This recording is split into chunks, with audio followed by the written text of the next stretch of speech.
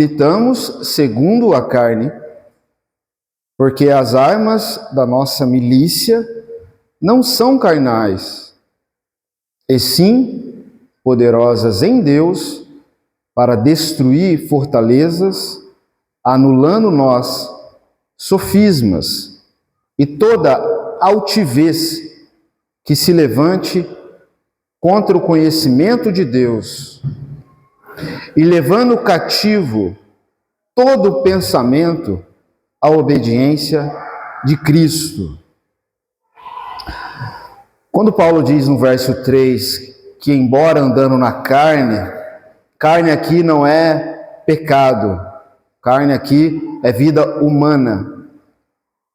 Embora estejamos no corpo, andando na carne, nós não usamos armas segundo a carne, segundo a lógica do comportamento do corpo, segundo as reações do nosso corpo cerebrais, embora isso seja importante. Porque as armas da nossa milícia, do nosso exército, não são carnais, e sim poderosas em Deus para destruir fortalezas, anulando nós sofismas. É para isso que servem, então, as poderosas armas que Deus nos dá para combatermos o bom combate da fé. Armas que destroem fortalezas, anulando sofismas. Ele vai explicar um pouco do que é sofisma no verso 5. Mas sofisma está ligado a pensamentos que não estão de acordo com a fé. Porque essa batalha se dá no pensamento. E pelo poder da fé, pelo poder do Espírito Santo, pelo poder da palavra, primeira coisa que essa palavra faz é destruir os falsos pensamentos.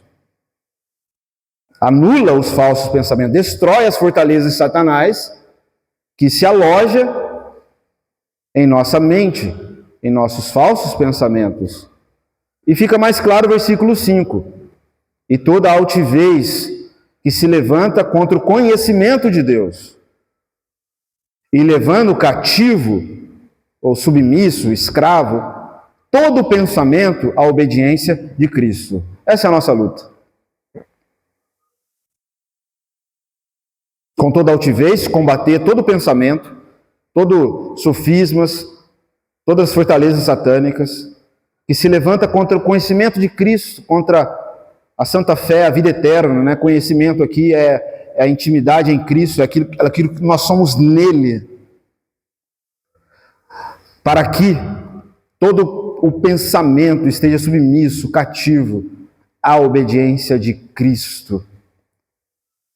Verso 6. E estando prontos para punir toda desobediência, uma vez completa a vossa submissão. Submissão a Cristo. Aí sim estaremos capazes para punir toda a desobediência que começa em nosso pensamento, para que nossa submissão a Cristo, a partir do pensamento, seja completa. Amém? É uma boa introdução para o texto de Efésios, para que a gente entenda a nossa luta nessa guerra espiritual. Não é carnal, é espiritual. Ela está na área da mente, do pensamento. Ela está na área daquilo que é o nosso coração, as coisas mais profundas nele. Vamos lá para Efésios capítulo 6. Nós iremos ler a partir do versículo 10. Nós paramos quando falamos no verso 17 sobre o capacete da salvação, mas eu vou rever com os irmãos um pouco isso, porque já estava no fim da aula e às vezes a mente já está mais cansada. Nós vamos lá, capítulo 6 de Efésios, a partir do versículo 10, Paulo aqui está falando sobre um andar do cristão. Deve ser um andar de revestimento de Cristo Jesus, um andar de quem vive a fé em Cristo Jesus nas relações matrimoniais, na relação com pais e filhos, patrão e chefe, chefe e empregado. Não, patrão e chefe é a mesma coisa. Patrão e empregado, empregado e patrão. E por detrás de toda essa relação, essa vida que nós devemos viver em Deus e para Deus, uma guerra está sendo travada e nós precisamos nos equipar para que possamos ficar firmes. Quanto ao mais, irmãos, sede fortalecidos no Senhor e na força do seu poder. Esse foi o primeiro princípio que aprendemos. Nessa luta, nós não vamos ao combate de acordo com as nossas forças, de acordo com o nosso poder. Essa luta, nós só vencemos e só somos chamados a batalhar nela confiando na força do Senhor e na força do poder dele. Sede fortalecidos no Senhor. Isso envolve um envolvimento. Seja fortalecido na força do seu poder. A força é do Senhor e o poder é do Senhor. Não é nosso. Isso é submeter-se a Cristo. Todo pensamento cativo tem que estar submisso à força do Senhor e ao poder do Senhor. Verso 11. Se vistam ou revistam-se de toda a armadura de Deus. A força é do Senhor, o poder é do Senhor e a armadura é do Senhor, é de Deus. Para quê? Para qual propósito? Para poderes ficar firmes contra as ciladas do diabo. É para esse propósito, para essa luta. Não tem escapatória. Deus te chama a viver a fé com essa intenção, para que você se revista de Cristo, seja totalmente inserido nele, na força dele, no poder dele, na armadura dele, para que você combate o bom combate da fé, como Jesus combateu. O combate de Jesus foi contra as ciladas do diabo. Jesus, desde o deserto, claramente nós vemos isso, ele ficou firme contra as ciladas do diabo, apesar de ter sido o Espírito Santo que tenha conduzido ele àquele caminho de deserto, mas foi por uma única intenção, para que ele se fortalecesse mais no Senhor, na força do poder, na força da palavra, e ele se equipasse cada vez mais com a armadura dele, com a armadura de Deus, né? Para estar firme contra a cilada do diabo, que são muitas. Assim, não é pouca não, é muita. E é o que vimos na primeira aula introdutória sobre a armadura de Deus aqui em Efésios, onde nós enfatizamos esse verso 12, onde ele diz que a nossa luta não é contra sangue e carne, não é contra as pessoas, e sim contra principados e potestades, contra os dominadores desse mundo tenebroso. Então ele vai nos colocando nesse contexto tenebroso. Contra as forças espirituais do mal nas regiões celestes, nas regiões dos ares, que estão o tempo todo nos atacando, nos fazendo distrair dessa guerra, enfraquecendo a nossa alma, desviando o nosso olhar, o nosso ouvido de Deus e do poder dele, e assim querendo nos destruir. E as tentações são infindáveis. Até a volta de Cristo, nós estamos nesse terreno aqui, do verso 12. E a nossa luta não é contra as pessoas, não é contra a gente que pensa diferente da gente, é contra as hostes espirituais que estão agindo, até mesmo além daquilo que elas conseguem ver e ouvir, estão agindo por detrás de toda a maldade, de toda a desgraça que há nesse mundo. Então, são forças espirituais, dos quais nós devemos nos preparar, nos defender, resistir, usando armas espirituais, não carnais, espirituais. Portanto, tomai toda a armadura de Deus, para que possais resistir no dia mau e depois de ter vencido tudo, permanecer inabalável. Mais uma palavrinha a respeito daquilo que envolve a nossa vida em Cristo. Ser revestido da armadura de Deus. Tomai envolve uma responsabilidade nossa, tem que se revestir. Deus coloca ela à disposição no depósito da comunhão, da oração, no depósito da intimidade com Ele. E a gente precisa ir nesse lugar para se revestir. Então é tomai. Deus não vai colocar se você não se esforçar para buscar. Essas coisas andam juntas nas Escrituras. Deus provê, mas também Deus exige do seu povo atitude, disposição. E essa é uma atitude de fé. Tomar toda a armadura de Deus. Isso é responsabilidade. Isso é fidelidade. Para quê? Para que possais resistir. Que é muito parecido com o que ele falou no verso 11. Para estar firme no dia mau que vai vir para todos. Para que você não se entregue aos pecados, à incredulidade, à murmuração, à intriga com pessoas que... A luta não é contra as pessoas. Não é. E você resista a isso, porque é isso que Satanás quer. Quer que você combata um mau combate, entrando em discussões imbecis, entrando em lutas que você não deve entrar. Mas combata o bom combate, resista ao dia mau, para que você, tendo vencido, você permaneça cada vez mais forte, né? Permaneça inabalável. Verso 14, ele reafirma: estais, pois, firmes, cingindo-vos com a verdade. Foi o primeiro aspecto da armadura que nós vimos, né? A gente tem que estar totalmente revestido da verdade, com o cinto da verdade. Ela deve nos envolver completamente. A verdade é que nos liberta. A verdade está em Cristo, está na vida em Cristo e para Cristo. A verdade é para combater talvez a principal arma do inimigo, que é a hipocrisia, a mentira, que é mentir para si mesmo, que é viver uma vida hipócrita e fingida.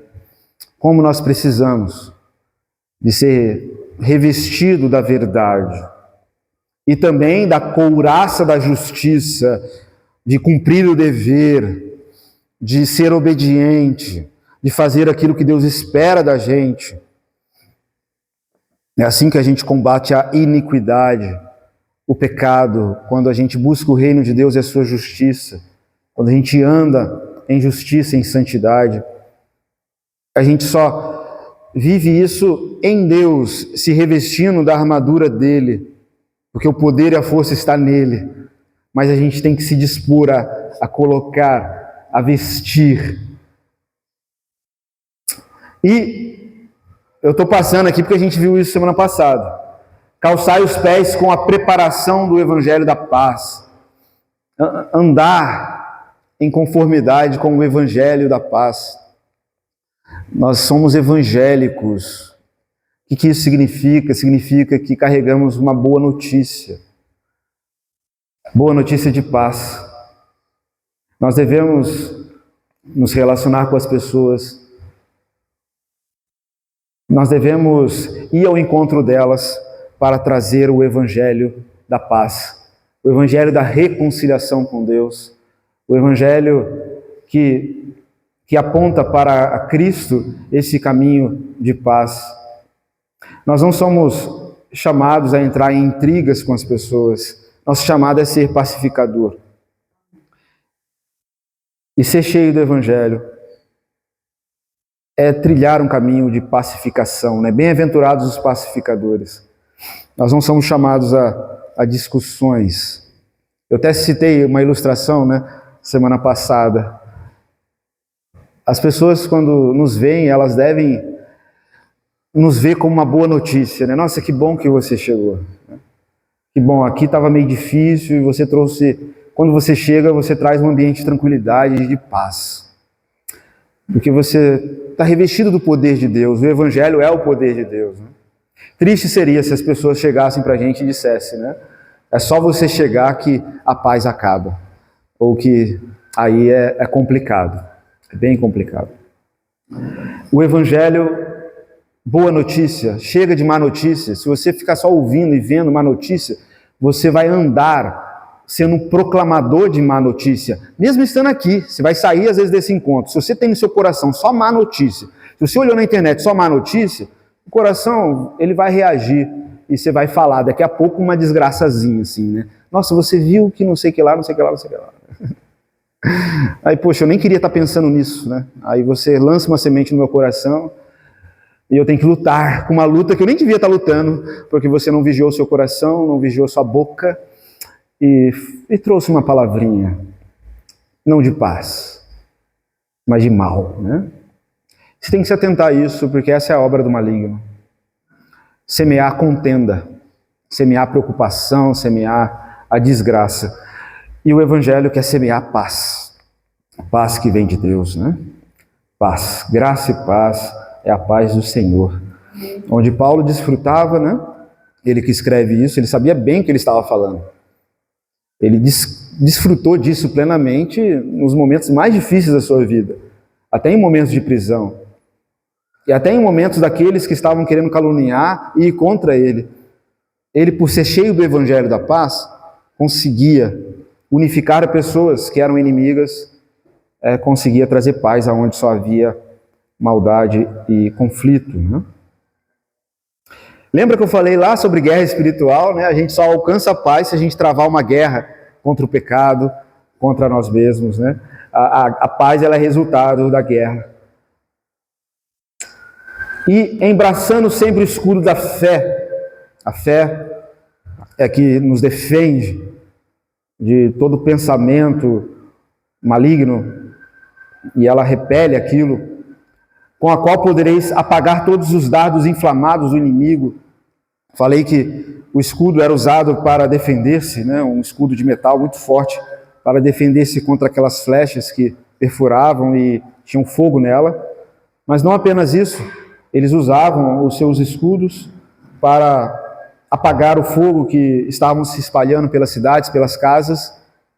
E é assim que acontece com as nossas tentações. O inimigo vai lançando pensamentos que não devem estar em nosso coração, em nosso interior. E se a gente não vigiar, se a gente não apagar aquilo com o escudo da fé, aquilo vai inflamar, vai crescer e vai influenciar e destruir toda a nossa vida, toda a nossa mente, todo o nosso interior. E agora que repeliu, tomai também o capacete da salvação e a espada do Espírito, que é a palavra de Deus. Tomai o capacete da salvação. Tomai, ouça bem, se revista. Isso é responsabilidade sua. Tomar, todos os dias. Tomar. Expulsou e apagou o pensamento ruim. Coloca o capacete da salvação. Sabemos a importância de um capacete numa guerra. E esse capacete que precisamos é o pensamento de Cristo. Estudar e meditar sobre Cristo, encher-se de Cristo, encher das suas verdades, verdades de paz, verdades que renovam a mente. Paulo fala, oferecer, Romanos 12, né? Rogo-vos, irmãos, pelas misericórdias de Deus, que apresentei os vossos corpos em sacrifício vivo, santo e agradável a Deus. E não vos conformeis com esse mundo, com a forma do mundo pensar. Não vos conformeis com esse mundo, antes sejam transformados pela renovação da vossa mente, para que experimenteis qual seja a boa, agradável e perfeita vontade de Deus. Colocar o capacete da salvação é experimentar essa renovação de mente. A nossa mente precisa ser transformada, protegida, renovada, convertida a Cristo, submetida a Cristo, como acabamos de ler em 2 Coríntios. Essa é a ideia básica de arrependimento ou de conversão. É metanoia. Metanoia. Noia tem a ver com pensamento, com mente. E meta tem a ver com direção, né? E o que é se converter, né? É voltar-se o pensamento, a noia, em outra direção. Se antes ela estava voltada a mim, aos prazeres e a tantas coisas, agora ela está voltada a Deus, a Cristo, e ali ela está protegida. Ela está protegida. Eu citei na semana passada o texto de 1 Coríntios 2, a partir do verso 10, onde Paulo orienta a gente a criar uma proteção mental e espiritual. Ele diz que Deus nos revelou coisas grandiosas pelo Espírito Santo. No verso 13 de Coríntios 2, ele diz que falamos não com sabedoria humana, mas coisas ensinadas pelo Espírito Santo de Deus, para que possamos discernir tudo, porque a vontade de Deus se discerne espiritualmente. Pois quem conheceu a mente do Senhor, que possa instruir? Aí ele termina no verso 16. Nós, porém, temos a mente de Cristo. Nós temos isso. Tomai o capacete da salvação. Nós, como cristãos, precisamos nos formar mentalmente, nos esforçar, estudar. Temos que colocar o capacete do Evangelho, da salvação, de Cristo, para proteger a nossa cabeça de toda influência maligna. E esse capacete você coloca toda vez que você faz com que seus pensamentos sejam submissos a Cristo, revestidos de Cristo. E eu citei vários exemplos na semana passada. Não? Coloque o capacete, é o que Paulo está nos ensinando. É Ele que vai te salvar no dia mau. É Ele que vai proteger a sua mente. É a formação que o Espírito Santo te deu. É a palavra que te educa na maneira de pensar. É isso que vai salvar, purificar, transformar os seus pensamentos. Para que você suporte o dia mau. Porque ainda que o seu exterior se corrompa, o seu interior se renova. Se renova porque você experimenta a renovação da mente pelo poder da palavra. É ela que vai te salvar. É o poder dessa palavra da salvação, dessa palavra de Cristo, do Evangelho. É isso que vai nos salvar, purificar os nossos pensamentos. É somente isso. Amém até aqui?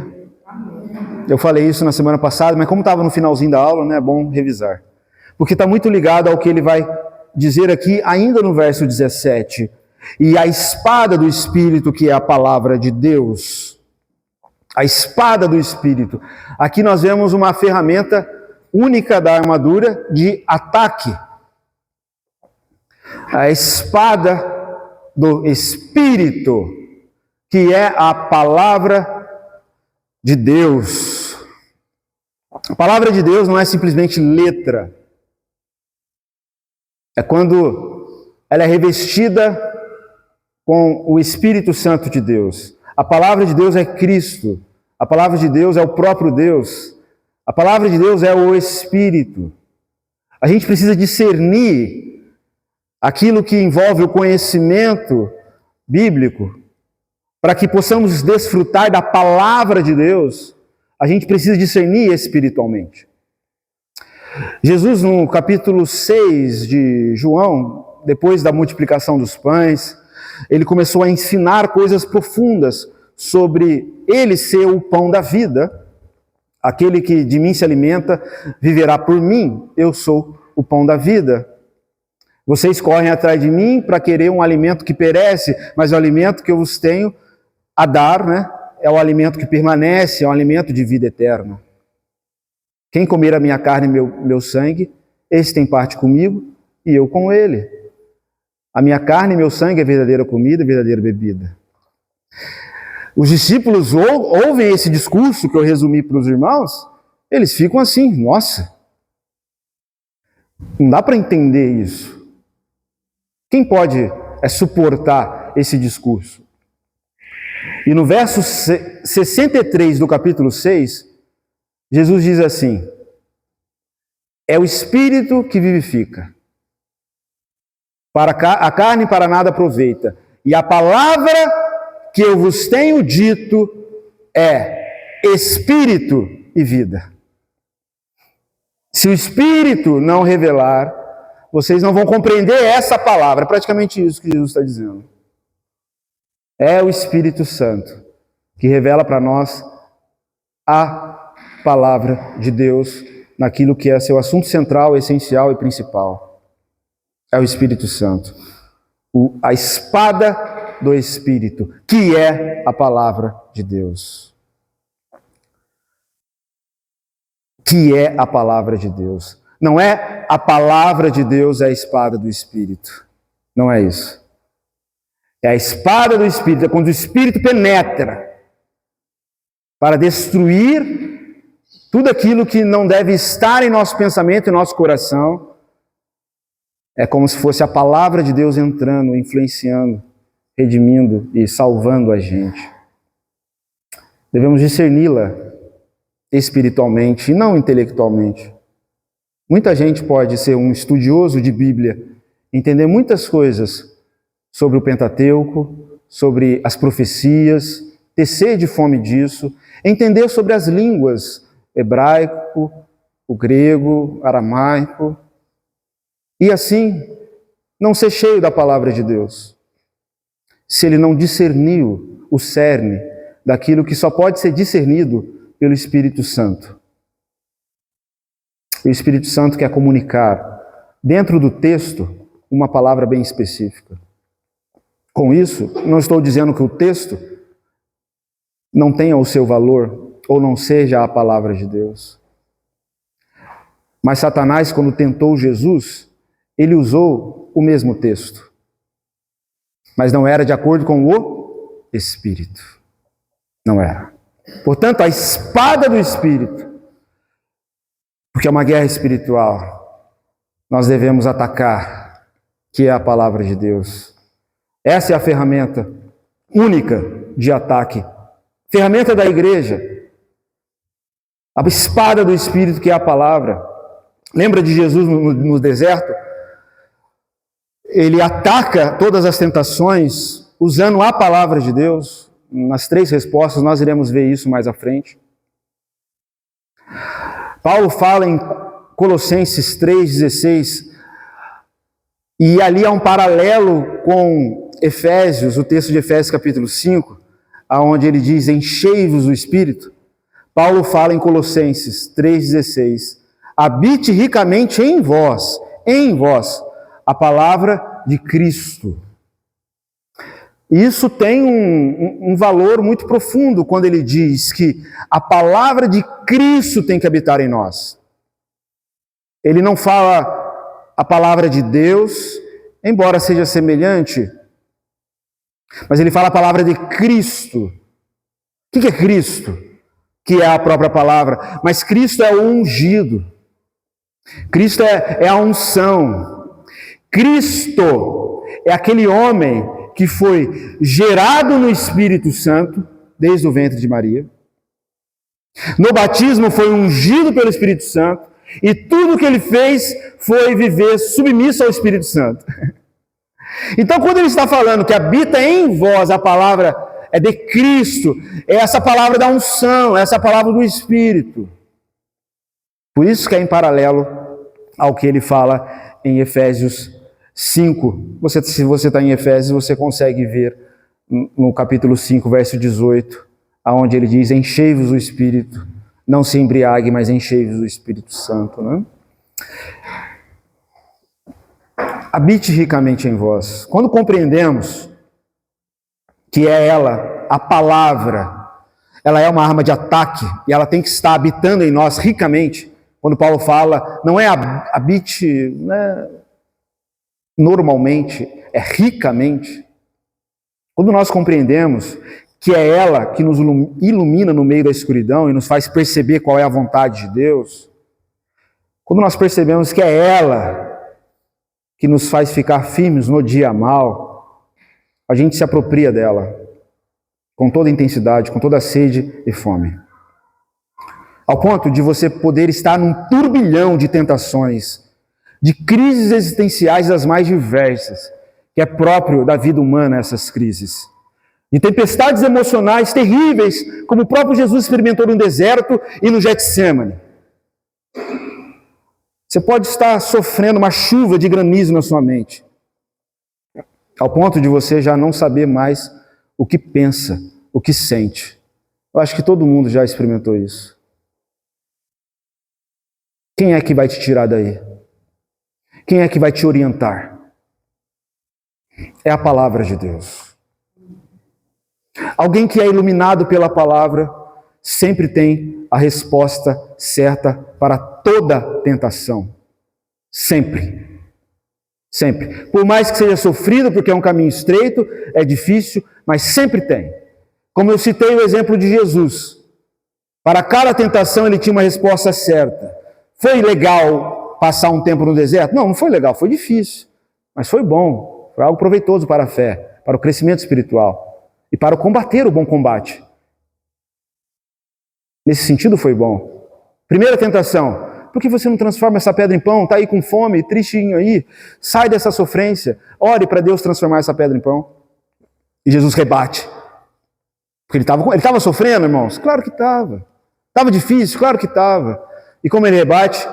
Capítulo 4, verso 4 de Mateus. Nem só de pão vive o homem, mas de toda a palavra que procede da boca de Deus. Eu não vivo submisso a isso, aos meus desejos, ao que eu quero. Eu não vivo baseado nisso. Eu vivo no poder da palavra. Aí pá! Aí Satanás se afasta, mas depois o desgraçado volta. Ele volta, ele sempre volta. Aí ele apresenta para Jesus outras coisas. Tentações e mais tentações sobre o reino do mundo. E Jesus rebate no verso 7. Não tentarás o Senhor teu Deus. Está escrito, né? Não tentarás o Senhor teu Deus. A última tentação, Satanás convida Jesus a se submeter a ele, porque ele é o grande rei desse mundo. E Jesus expulsa Satanás no verso 10 de Mateus 4. Retira de mim, Satanás, porque está escrito, ao Senhor Deus adorarás e só a ele darás culto, ou só a ele servirás.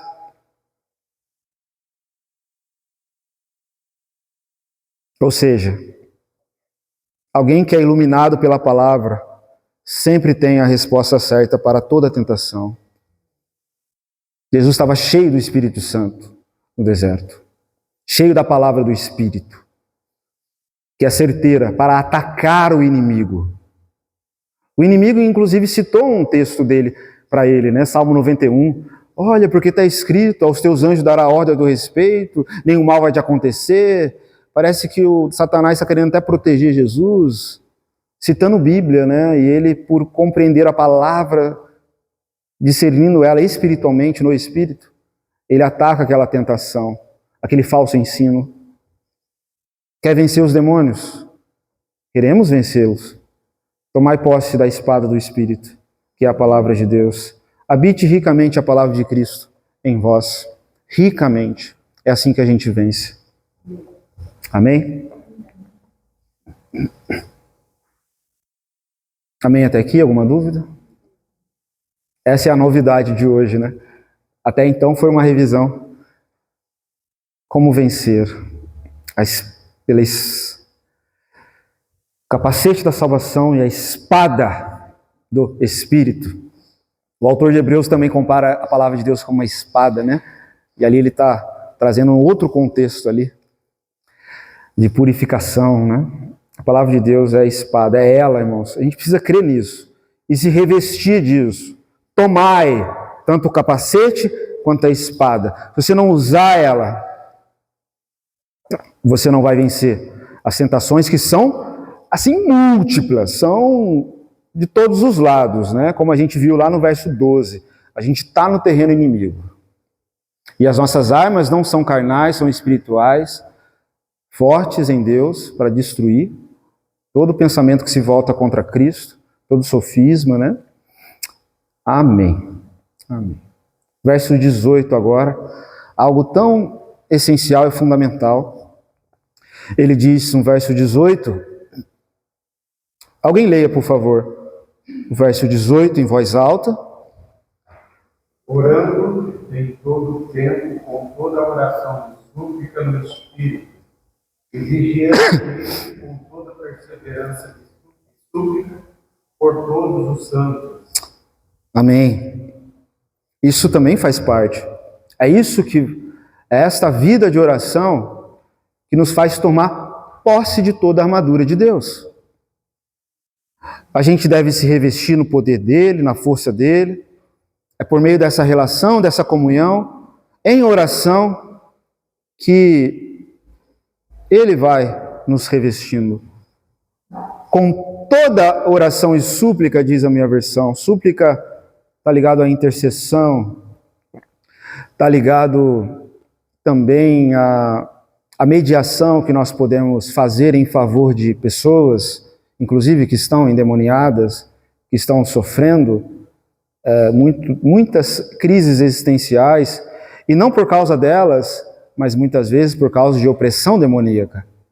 Essa súplica aqui, ela está relacionada a essa intercessão no sentido de mediação, intersecção, né, seria a palavra, tem um X aí no meio, e fica mais claro no final, né, quando ele diz súplica por todos os santos, né, isso fica ainda mais claro, o sentido dessa palavra súplica ou intercessão. Com toda a oração, em todo tempo, Paulo fala no final de Tessalonicenses, orai sem cessar. É a mesma ideia, em todo o tempo. Entrar nessa intimidade com Deus, intimidade com o Espírito Santo, ao ponto de você estar falando com Ele, ouvindo dEle o tempo todo. O tempo todo você está orando, você está lendo, meditando na palavra, você está em oração, você está lidando com gente difícil, você está em oração, você está passando por lutas e dificuldades terríveis, faça isso em oração. Você está alegre, você está celebrando a vida de alguém, faça isso em oração, para que você faça todas as coisas com o espírito correto, né? A gente precisa atingir esse lugar na vida cristã, esse lugar de oração constante, orando em todo tempo no Espírito, e para isso vigiando com toda perseverança e súplica por todos os santos. O que nos torna vigilantes é uma vida de oração no Espírito em todo tempo. A oração é para nos tornar cada vez mais vigilantes. Somente com uma vida de oração no Espírito é que podemos nos equipar verdadeiramente de toda a armadura de Deus e assim ficarmos firmes contra todas as ciladas do diabo. Somente com uma vida de oração, mais uma vez aqui ele inclui no Espírito. Ele já falou a respeito da palavra do Espírito, a espada do Espírito. E agora ele fala sobre esta oração no Espírito. É o Espírito Santo que nos equipa verdadeiramente de Cristo. É Ele que nos reveste. O próprio Jesus, por diversas vezes a gente vê nos evangelhos, ele tinha esse tempo de orar, meditar, para quê? Para se equipar com essas armaduras, da qual o próprio Espírito Santo o reveste e nos reveste por meio da oração. A palavra de Deus diz, por exemplo, que a gente tem que pedir e receber. Batei e dá-se-vos-á, buscais e acharei. Aquele que pede, recebe, aquele que busca, encontra. Mas ali é buscar o quê? Buscar o Espírito Santo, é buscar a vontade de Deus. E a gente percebe que por nós mesmos, nós não temos essa armadura. E na oração a gente pede. Na oração, Ele nos equipa à medida que a gente pede. E Ele vai nos revestindo e nos revestindo para que possamos ficar firmes contra as ciladas do diabo. É o Espírito Santo. Aqui está falando com toda perseverança e súplica por todos os santos. Os santos são aqueles que creram e aceitaram Jesus. É a igreja, é os irmãos que estão em Cristo, os batizados que estão em Cristo, isso mesmo. Sim, nós precisamos disso, e isso faz parte da guerra espiritual, da batalha espiritual. E eu vou chegar nesse ponto aí, eu ainda estou na oração no Espírito.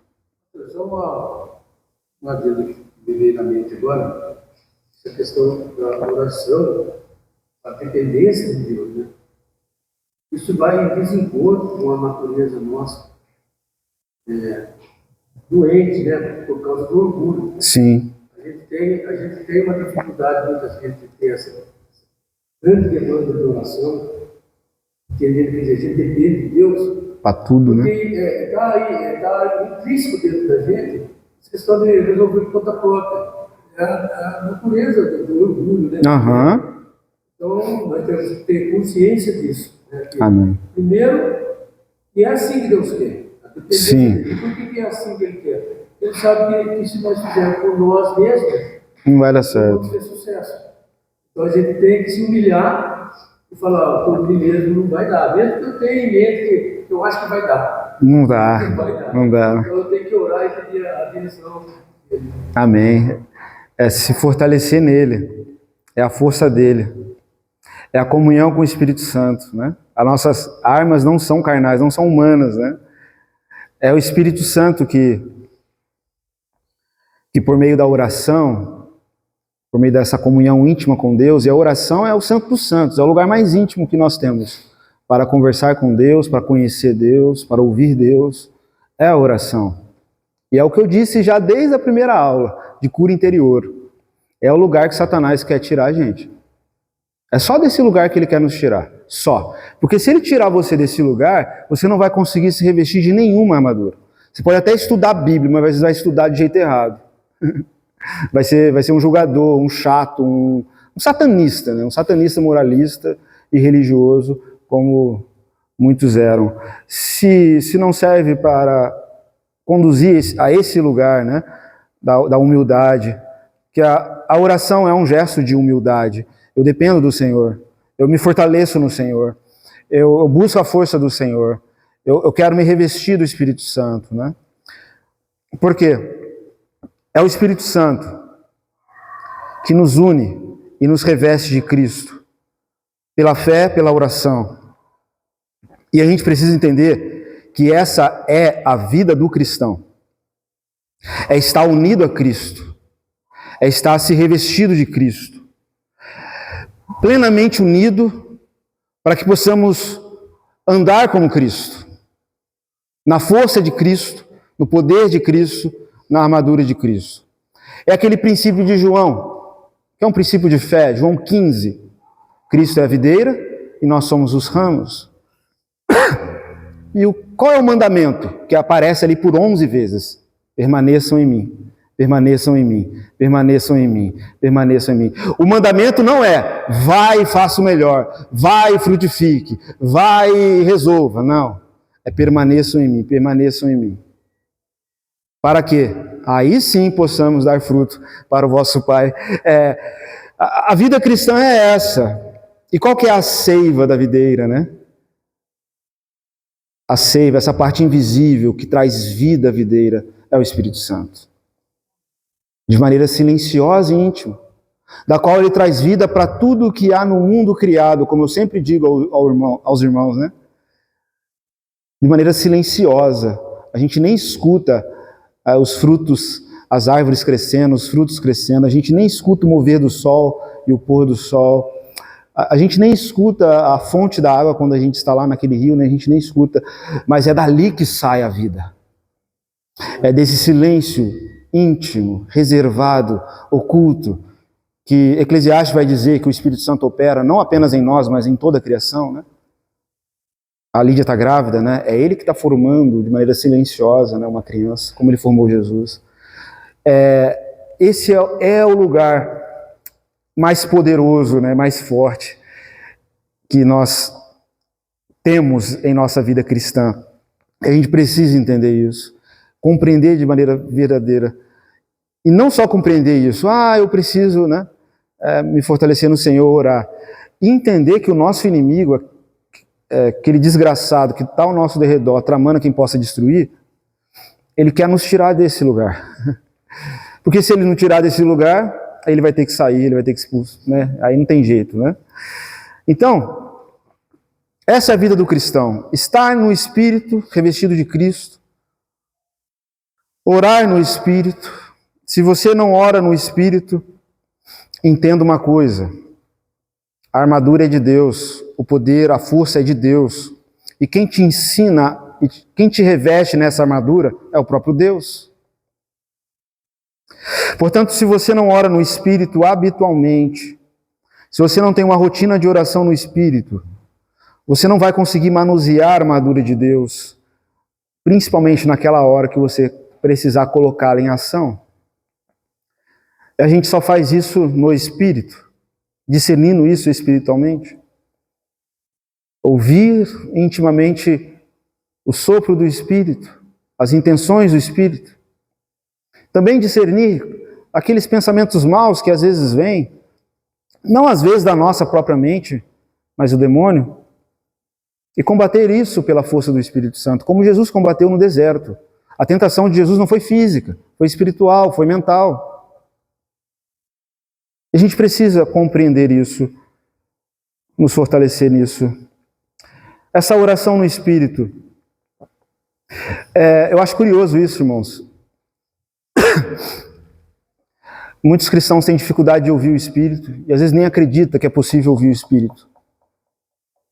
Só pensa assim, isso entre os mais tradicionais é muito comum. Não, a gente só ouve o Espírito quando a gente está lendo a palavra. Fora disso, não é possível ouvir o Espírito. Né? Mas facilmente essas pessoas acreditam que quando está rolando um candomblé, uma macumba, e as pessoas ali estão tendo revelações, até criança, né? Está falando alguma coisa ali que extrapola o senso natural, facilmente elas dizem, não, aquilo ali é o demônio que está falando com ela. Facilmente. Elas acreditam no poder do demônio, que o demônio tem capacidade para falar, influenciar e mover as pessoas, mas não acreditam que o Espírito Santo pode mover, falar, guiar. O grande segredo da vida cristã é a gente entrar nesse estágio. Orar no Espírito em todo o tempo. Orar no Espírito é quando pela fé estamos simplesmente orando a Deus e deixando simplesmente Deus orar em nós. É quando a gente ouve o clamor dele e a gente ora o próprio clamor dele. Eu vou deixar um tempinho para depois. Pode ser? Guarda aí. Eu preciso terminar esse raciocínio aqui. Porque senão vai cortar no meio. Eu vou terminar essa parte e eu já deixo os irmãos falarem, né? Mas essa oração no Espírito, da qual Jesus foi conduzido pelo próprio Espírito Santo, da qual Paulo experimentou e tantos irmãos têm experimentado, ela tem que ser desenvolvida, porque é ela que afina a nossa percepção espiritual. É ela que nos torna mais sensível a Deus, mais ágil e vigilante, porque nessa guerra nós devemos ser vigilantes, devemos ser ágeis para combater os nossos inimigos. É pela oração no Espírito que captamos melhor as inspirações divinas. Ficamos muito mais espertos ao que Deus comunica para nós hoje. A gente não sai aqui desperto, a gente sai bem atento, seja aqui ou seja em qualquer circunstância, ao que Deus falou, ao que Ele está falando para a comunidade. Isso é um santo ministério. É o lugar mais santo que Deus nos deu como privilégio para gozarmos da sua presença, mas também o lugar mais forte, firme, que nós podemos combater o bom combate da fé contra os inimigos. É o lugar mais humilde, mais oculto, mas tão valioso. O próprio Jesus priorizava esse lugar oculto. E às vezes é por isso que a gente não gosta, porque para desenvolver uma vida de oração e vida no Espírito, tem que desenvolver uma vida de intimidade, aquilo que Jesus ensina como princípio, né? Não como regra, mas como princípio. Entra no teu quarto e o Pai, Ele vê, Ele não ouve, Ele vê. Ali o quarto é o quarto da intimidade do Pai, é o Santo dos Santos. A igreja é a casa de Deus, mas existe um lugar íntimo, o lugar da intimidade. É esse lugar, o véu foi aberto, que vimos na mensagem de domingo passado à noite. Pelo sangue de Cristo, adentramos a presença de Deus. No Espírito, orem no Espírito. Paulo está dizendo, não seja negligente com essa oração diária, porque ela é vital. Ela é vital. E a vontade de Deus, ela só é discernida espiritualmente, somente espiritualmente, não intelectualmente. Olha o que diz, por exemplo, em Romanos 8. Guarde as perguntas para o término dessa sessão aqui, irmãos.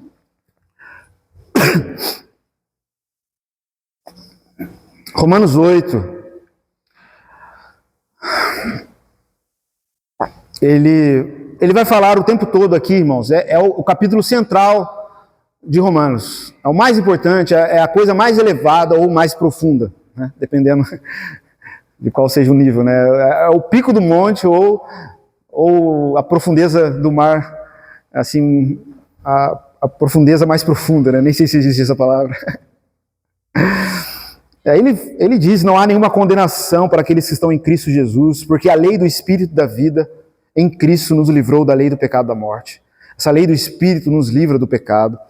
Ele o tempo todo ele vai falar sobre a gente andar em Espírito e não andar segundo a carne. Pensar segundo o Espírito e não pensar segundo a carne. Ele vai falar que aquele que tem o Espírito de Deus são os filhos de Deus. Ele fala aqui, por exemplo, no capítulo 8, verso 12. Assim, pois, somos devedores não à carne, como se constrangido a viver segundo a carne, porque se viveres segundo a carne, caminhais para a morte, mas se pelo Espírito mortificartes os feitos do corpo, certamente vivereis. Pois todos os que são guiados pelo Espírito de Deus são filhos de Deus. Porque não recebeste espírito de escravidão para viveres outra vez atemorizado, mas recebestes o espírito de adoção, baseados no qual clamamos Abba Pai. Abba Pai aqui é Deus na intimidade, é ter Pai como o nosso paizinho, Pai íntimo. E é o próprio Espírito que confirma, testifica com o nosso Espírito que somos filhos de Deus. Enfim, ele está falando sobre isso, essa vida no Espírito, e ele fala sobre a intercessão do Espírito no verso 26. Todos comigo? Esse é o verso mais importante de nossa colocação aqui nessa manhã. Também o Espírito, semelhantemente, nos assiste ou nos ajuda em nossa fraqueza, em nossa humildade, porque não sabemos orar como convém. Não sabemos orar como convém. Mas o mesmo Espírito intercede por nós, sobremaneira, com gemidos inexprimíveis. E aquele que sonda os corações, que é o Espírito Santo, né? Que é do próprio Deus, sabe qual é a mente do Espírito, porque segundo a vontade de Deus é que ele intercede pelos santos. A vontade de Deus só é discernida pelo Espírito Santo.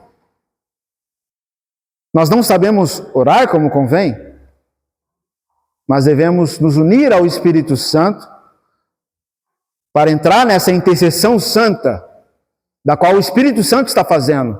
Qual é a oração do Espírito Santo? O que ele está orando? Qual é o clamor dele? Qual é a oração de Jesus? Tantas vezes nós vemos orações inspiradas pelo Espírito Santo na Bíblia. Na carta aos Efésios, por exemplo, tem duas. Capítulo 3, também no capítulo 1. No capítulo 17 nós temos ali Jesus orando, né? Qual é a oração do Espírito Santo? E nós devemos nos conectar a esta oração, a esse falar, para que possamos falar, andar, orar, pensar de acordo com a vontade de Deus, porque é segundo a vontade de Deus que ele intercede pelos santos, e a gente ora segundo a vontade, a gente anda segundo a vontade, quando a gente no Espírito discerne essa vontade, ora essa vontade, e no Espírito a gente anda nessa vontade. Tudo é na dependência do Espírito. Mais à frente ele vai explicar isso, qual é essa vontade de Deus. No verso 29, ele vai dizer que Deus nos predestinou para sermos conforme a imagem de seu Filho. Esse é o centro da vontade de Deus. Romanos 8, eu li o meio do verso 29. O mesmo Espírito que conduziu Jesus para ele ser Cristo em nossas vidas, o Espírito Santo nos conduz para que nos conectemos à vontade do Pai em Cristo e como Cristo, ouçamos o seu clamor, oremos de acordo com o seu clamor. Portanto, deixe que o Espírito Santo ore em você, para que você ore no Espírito, segundo a vontade de Deus. Amém? Jolie, está liberada a pergunta.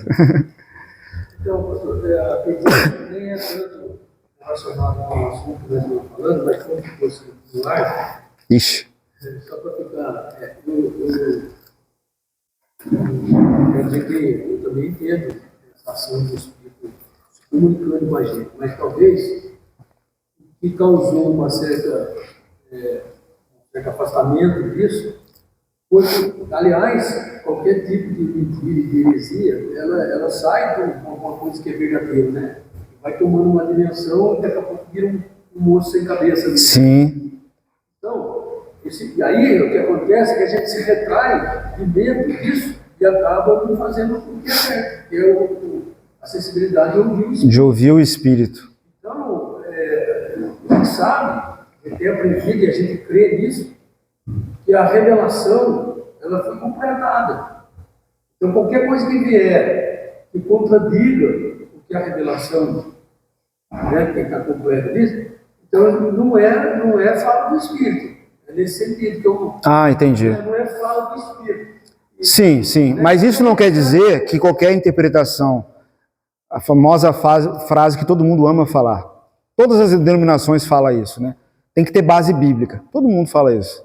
Até o demônio tem base bíblica. Às vezes a base bíblica é de acordo com a percepção da pessoa. Lembra que o pastor Donizete falou que cada um tem um óculos, tem uma cosmovisão, e ela usa aquela cosmovisão para ler, e aquilo faz diferença na hora de ler o texto, né? A questão é com que visão eu tenho lido?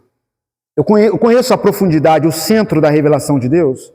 Eu conheço o Evangelho, porque dentro dessa palavra escrita existe uma mensagem. Se eu não conhecer o Evangelho, eu posso conhecer muito de Bíblia e eu não estou conhecendo a vontade de Deus.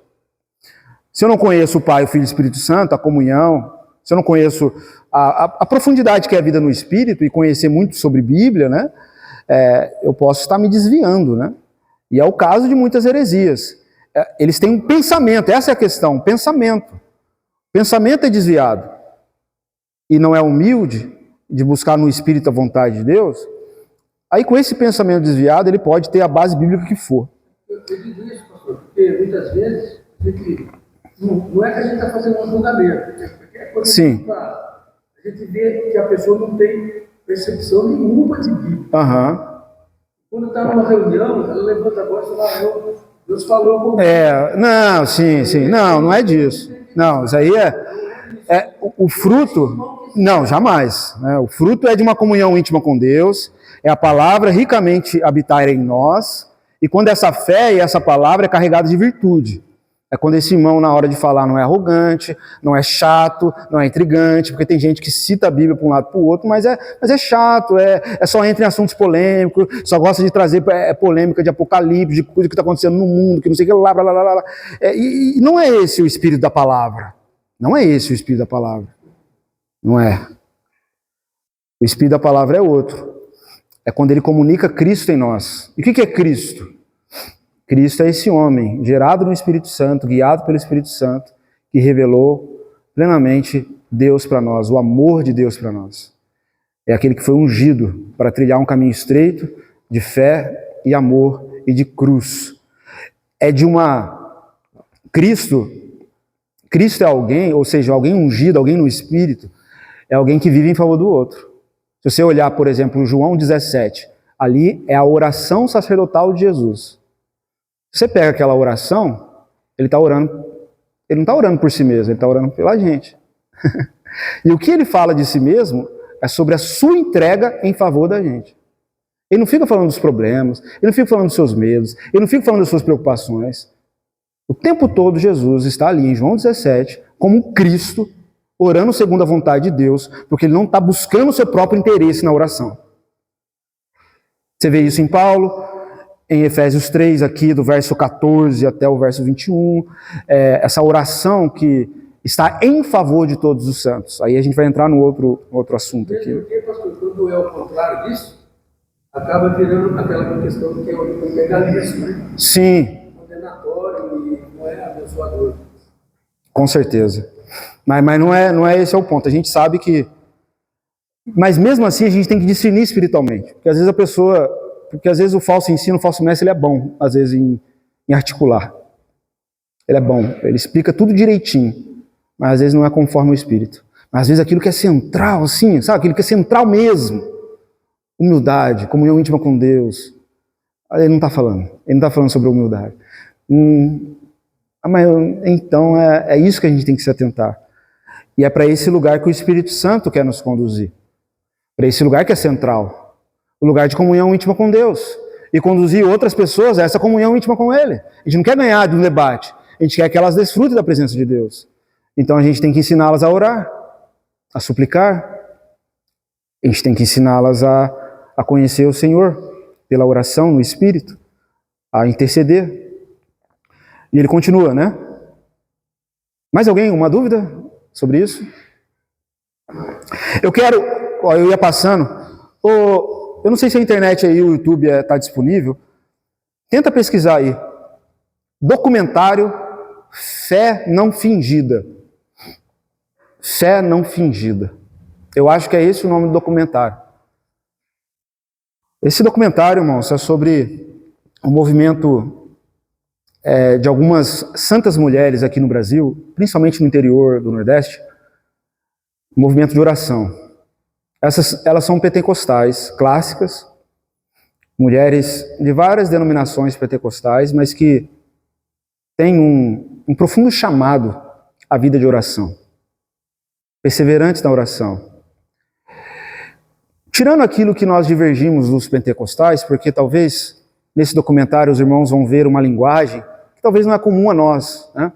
Sobre o batismo do Espírito Santo está relacionado, né, a um falar em línguas. Com exceção disso, que talvez causaria uma divergência em relação à nossa vida, ao nosso contexto, eu quero que os irmãos assistam essa semana esse documentário, um espírito de oração, humildade. Se inspire no testemunho dessas irmãs. Achou? Se não achou, eu coloco lá no YouTube, no WhatsApp. Não precisa colocar o trailer não precisa colocar não. Depois eu lanço lá, ou se quiser mandar no grupo da igreja, depois os irmãos veem. Porque é só para... como tarefa, vamos chamar assim, né? Como... Fé não fingida, é isso mesmo, né, Daniel? Isso, fé não fingida. Irmãos, é muito simples, humilde. Os irmãos que trabalham nessa... Tem só 2 vídeos no canal deles. Eu conheço, eles são ali do centro do Brasil, ali de Goiânia, Brasília. E eles fizeram o primeiro documentário e esse é o segundo. Uma irmã eu tive a oportunidade de conhecer, a irmã Lídia, uma senhora que ela aparece nesse documentário também. Gente simples, gente que nunca leu um teólogo, nunca leu assuntos profundos a respeito da fé que outros disseram, e que às vezes elas têm percepção, mesmo nunca lendo tal autor profundo, né, de espiritualidade cristã, né, alguns místicos do passado, alguns puritanos, mas gente simples que se entregou e se entrega a uma vida de oração e nos convida a viver uma fé não fingida, mas uma fé de entrega e de comunhão com Deus e de quem ouve o Espírito Santo. Porque o objetivo de nossa vida é testemunhar aquilo que vimos, ouvimos e experimentamos. Do Espírito Santo. E essas mulheres, elas vão simples, inspirar, e tem inspirado muito a igreja brasileira, de tanto show, de tanta coisa assim, né, sem autenticidade que a gente tem visto, inclusive em nossas vidas, não fora. Esse testemunho, ele impacta muito a minha vida, e eu tive que assistir em 3 partes, né, porque eu não aguentei, eu tive que parar, orar, chorar de igual criança, né, tamanho a inspiração, tamanho a simplicidade que é esse testemunho, irmãos. Então vejam, não quero aqui também falar, eu vou contar depois a experiência. Se os irmãos tiverem assistido, eu conto como foi a minha percepção, mas eu quero que os irmãos assistam em oração, se inspire e depois compartilhe isso comigo, compartilhe isso com outros irmãos. Eu quero saber como que Deus impactou você depois de você ouvir esse testemunho de uma fé não fingida de irmãs aí cerco de oração, como é que é o nome lá do círculo de oração, né? Infelizmente hoje tem se desviado, mas ainda é uma das melhores coisas que nós temos na igreja brasileira, irmãos. Uma das coisas mais preciosas que nós temos, como história, né? Vou contar a história da igreja brasileira. O que tinha de bom na história da igreja brasileira? É esse ciclo de oração dessas irmãs. Vamos terminar lendo o verso 18, e o verso 18, irmãos. Ele diz assim: orando no Espírito, né, e para isso, vigiando com toda perseverança e súplica por todos os santos. Para que orar? Para que suplicar, né? Para vigiar e se tornar alguém na vida do outro, como Cristo foi. Se tornar um intercessor. A igreja carece da oração dos irmãos. Nós carecemos disso. O pastor carece disso. Tá vendo? O pastor tá ruim da saúde. Ore pela saúde do pastor. A gente carece disso. Porque às vezes não é só má saúde, às vezes pode ser opressão demoníaca. É só lembrar de Jó, né? Tem muitos exemplos para citar disso. É só lembrar dos milagres de Jesus, associando as doenças ali e a espíritos imundos, né? E a luta. Porque se tem uma coisa que deixa a nossa luta mais ferrenha, é quando a nossa carne está frágil, né? Então tem que perseverar. Não apenas vigiar, mas perseverar e interceder pelo todos os santos. E ele diz também por mim, verso 19, que Paulo estava na prisão. Mas ele ora por quê? Não para que Deus me tire da prisão, verso 19, não, mas para que me seja dada, no abrir da minha boca, a palavra, para com intrepidez e com coragem, fazer conhecido o mistério do Evangelho. Ore por mim, mas não para Deus me tirar desse tempo difícil, para Deus me curar disso ou me curar daquilo, ou para Deus me tirar dessa prisão e desses homens maus, não. Para que quando eu tiver oportunidade, eu tenha coragem de anunciar o Evangelho, pelo qual ele é embaixador em cadeias, ou seja, ele estava na cadeia. O que era Paulo na cadeia? O embaixador de Cristo. É isso que ele era. É isso que ele era, e ele tinha que lutar para isso. Amém? Terminamos aqui essa sessão de Efésios, irmãos. Precisamos lutar do jeito certo. Não é fazer o que eu acho, mas é ser possuído pelo Senhor. Há uma vida espiritual, há uma vida cheia da presença dEle, há uma vida revestida dEle, dos pés à cabeça, da cabeça aos pés. Amém? Oremos isso.